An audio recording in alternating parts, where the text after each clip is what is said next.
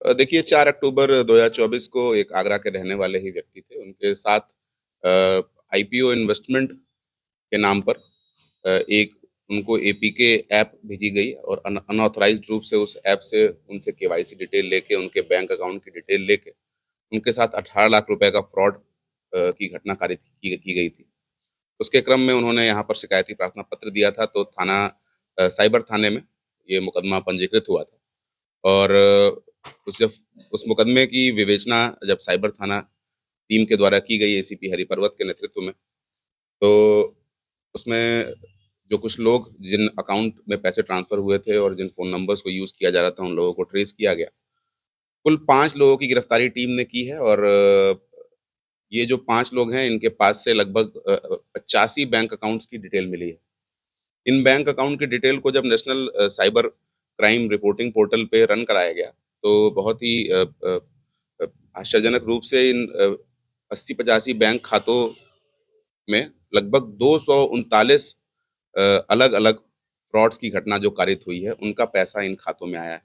इनकी अभी तक जो हमने एस्टिमेट किया है, कुल कीमत लगभग 110 करोड़ रुपए का फ्रॉड इन लोगों ने किया है। हमारी घटना में जो इन्होंने फ्रॉड किया था, उसमें से 18 लाख में से 13 लाख रुपए माननीय न्यायालय के माध्यम से वादी को वापस कराया जा चुका है।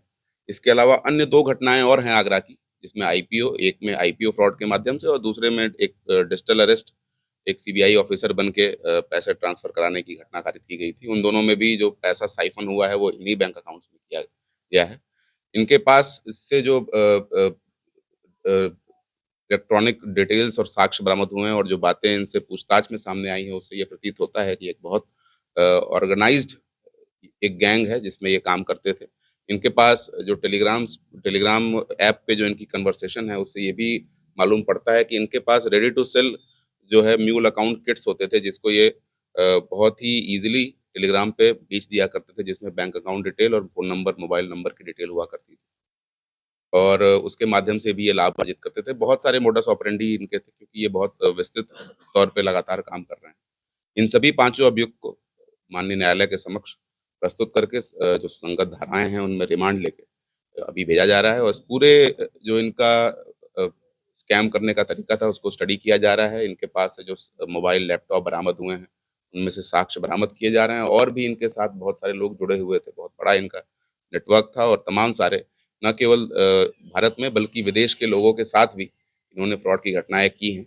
कुछ-कुछ साक्ष्य हमें ऐसे भी मिले हैं जिसमें भारत से बाहर जाने वाले लोगों को साइबर स्लेव बनाकर उनसे साइबर फ्रॉड कराने की घटनाएँ कारित की जाती हैं। वैसे भी साक्ष्य मिले हैं, उसके बारे में भी इन्वेस्टिगेशन की जाएगी और पूरे फॉरवर्ड और बैकवर्ड लिंकेज को जोड़ते हुए जितने भी इस गैंग में इन्वॉल्व अन्य लोग होंगे, उन सभी के खिलाफ कार्रवाई की जाएगी, सबको गिरफ्तार किया जाएगा। अभी जो सभी खाते इनके मिले हैं, उनको फ्रीज़ कराने की कार्रवाई की जा रही है, उनमें जो धनराशि है, उसको फ्रीज़ कराने की कार्रवाई की जा रही है और भारतीय न्याय संहिता की धारा 112 यानी मेजर ऑर्गेनाइज़्ड क्राइम की धारा को बढ़ा के इन सभी के खिलाफ आवश्यक कार्रवाई भी की जाएगी।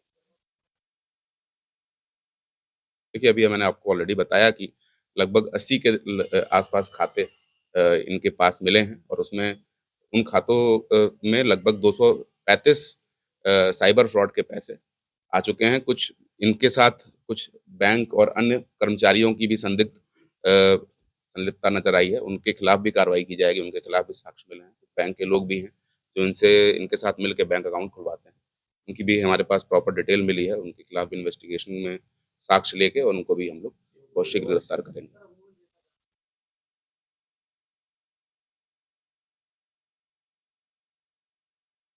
देखिए साइबर फ्रॉड के जो 2 बेसिक मेजर इंग्रीडिएंट्स हैं जिसके जो 2 फीलिंग्स है, 2 आपकी इमोशंस है जिसके बेसिस पे जो साइबर क्रिमिनल होते हैं वो आपको शिकार बनाते हैं। उसमें से पहला लालच है और दूसरा भय है। तो मैं आप सभी के माध्यम से यही संदेश देना चाहूँगा कि जनता को किसी भी सोशल मीडिया पे या ऑनलाइन प्लेटफ़ॉर्म पे बहुत ज़्यादा लालच में आकर कहीं इन्वेस्टमेंट करके आपको कोई अगर ऐसा लालच दे रहा है कि आपकी धनराशि को दुगना-तिगुना कर दिया जाएगा, तो आपको ये समझना चाहिए कि ऐसा संभव नहीं है। कभी भी इस तरह के शॉर्टकट्स के चक्कर में ना पड़ें, इसमें नुकसान ही हो सकता है।